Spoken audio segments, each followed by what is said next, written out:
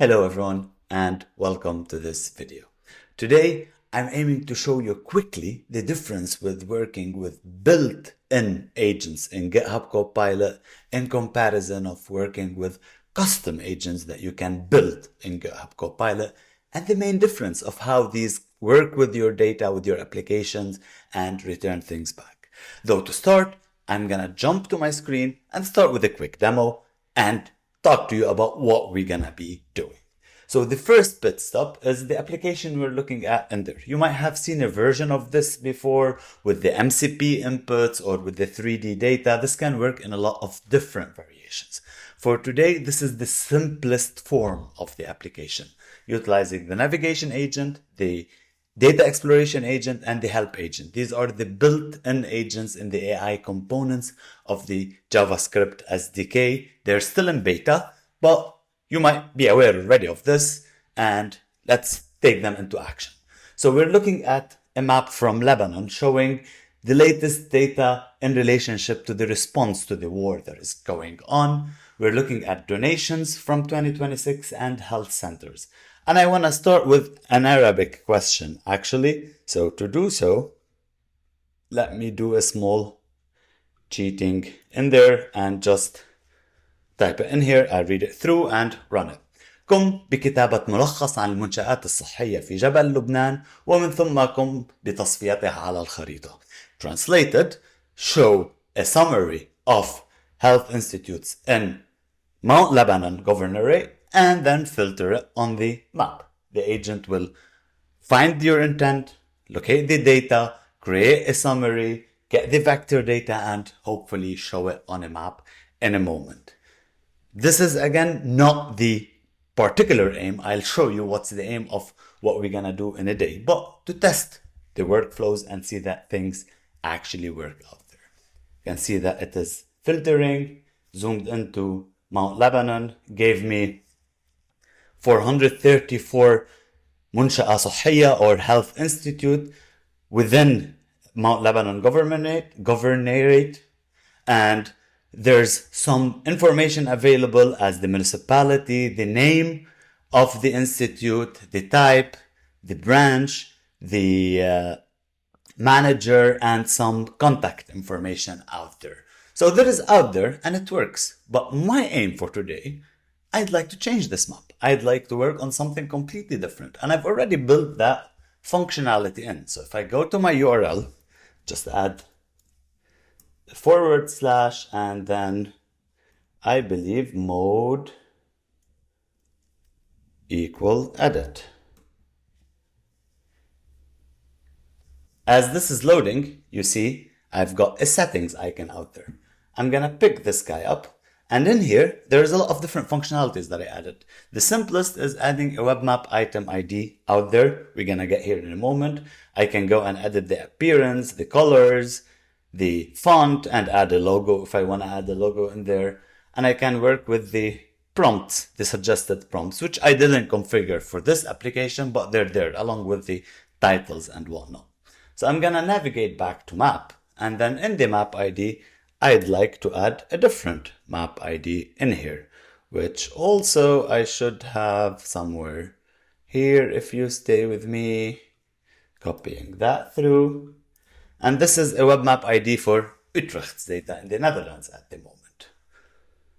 So I've added that in, and I see that the map automatically filtered out. Now the challenge that I have in is if I don't go and reload the app at the moment, I'm not gonna get answers about Utrecht. And let's see that. How many, if I open this up, copy archaeology, sites are there in Utrecht. And I run this, and I'm gonna copy it because I'm almost certain that this is not gonna work at the moment. Indeed, there we go. If I go and hit a refresh for my application, now because the app needs to read the embeddings, which we explained earlier on how to generate, I'm gonna paste the video for that link, or the link for that video somewhere out there. Let's run this now. Again, exactly the same prompt. And notice that it's actually doing something at the moment. So it filtered these out. A simple zoom in can show us all the archaeological ones in pink out there.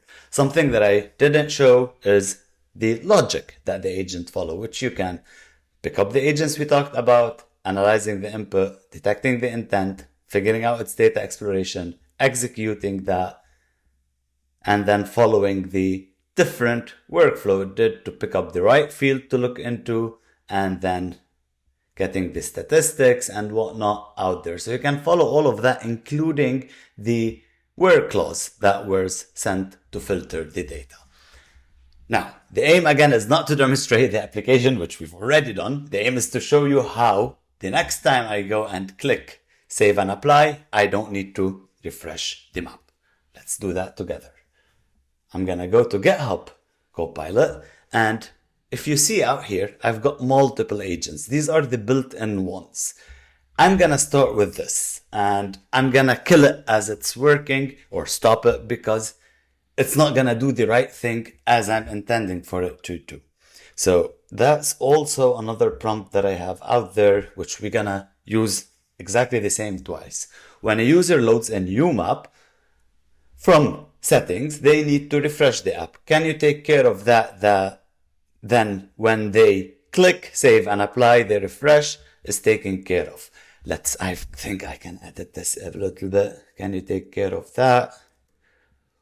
Just a point. When they click save and apply, the refresh is taken care of, let's say automatically. And then copy this and hit enter. I'm gonna kill the application for a moment, and then I'm gonna show you something. I'm gonna get branch, and notice that I'm in main. It automatically went and started editing in my main. That's not best practices. It's gonna put lots of code in a lot of different places that I might not like. It says it understands the issue, but it's really the first problem. It's editing on main, and I'd like to avoid that. So I'm gonna actually kill this. And then what I'd like to do is bring Finder out here. And what I want to navigate to exactly there. Notice that in my users, in my application support code user, I have agents in here, and I've created multiple agents, a cal site, an ArcGIS components, a UI UX, so on and so forth. GitHub Manager and feature orchestration are the most important for now. I'm going to utilize feature orchestration, which actually knows about all of these different agents. If I pick it up, I can see that it got access to all the agents that I just showed out there. So what we're going to do is close this guy and go to feature orchestration, which is aware of everything else. And I'm going to paste the same prompt out here.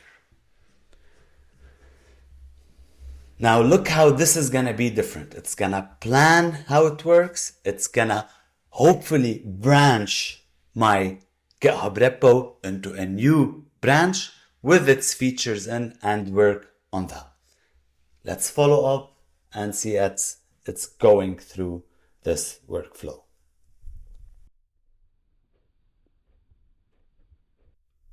I'll go ahead and say yes, and I think it should still pick up the GitHub agent. There we go. I said yes, plan done. Branch, need to create a branch first before any edits. Build, test, give a human review, document, and you can track these actually down here. And then ship. I'm gonna get branch, I give access to that. It's gonna check out and auto reload on a map change. So as this is working, I'm gonna keep it. I'm gonna keep the recording going and approve what I need to approve out there. But it's just a way to see how you can create all these guardrails for these agents and how do they work to really make sure you get the best out of them, to get the best structured code, the best architecture, security-wise. All of these things should be taken into consideration. I want to, before fast forwarding, get branch again. Why am I doing this? It's good. And note how it already did that for me and it's on the right path. So I'm gonna get out of this video, fast forward, wait for this to be done, and then check the results.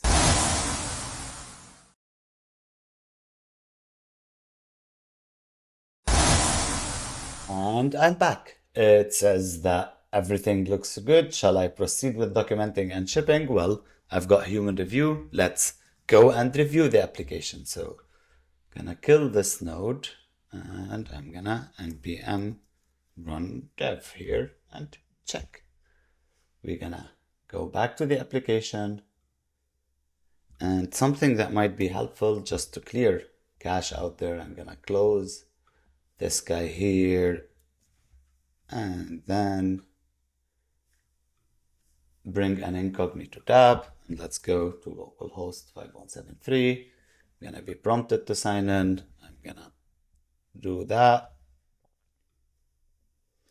And then note that I can enter the web map ID. Let's start with the one I have from Lebanon, where we started. And that's actually the example you're seeing there. So I'm gonna hit this in. And then it usually takes a moment to load, which in the meantime, it's done. I'm gonna go again here, add this, and then got it here, mode equal edit. Oh, zoomed in on the wrong place, but that's fine. I'm gonna click the settings, and now I need to test. So I'll get Utrecht, the other map ID that we've showed, save and apply. And in theory, it refreshed and it's loading these in. So let's go and ask the same question. How many, let's just not do the Dutch version. How many archaeology sites are there in Utrecht? And I didn't refresh the map.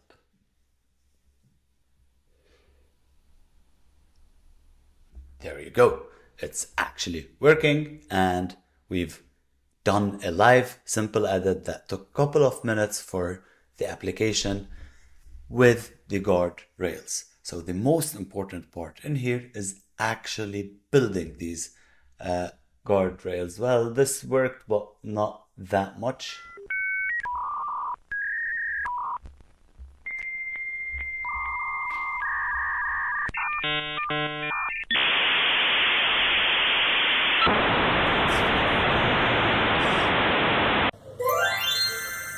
It didn't filter because I didn't ask properly. I think I made a typo in there. Let's pick this guy just up again. And I meant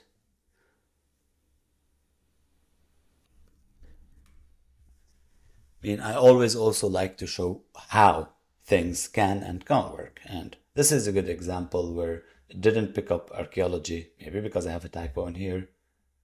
Let's see if the number is gonna get back. Yes, there we go.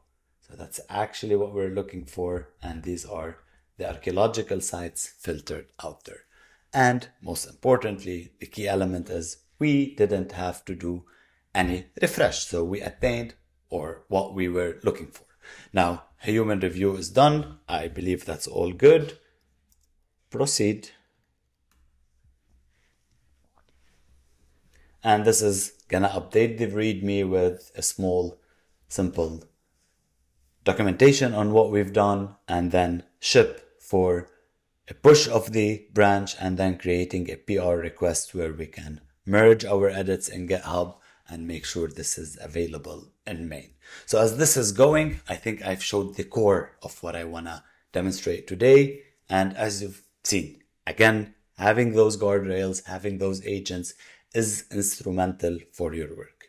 If you'd like to see more of these videos, let me know in the comments. Let me know what you'd like to see, and we'd happily work on that. Thank you for watching this far, and I'll see you soon. Bye.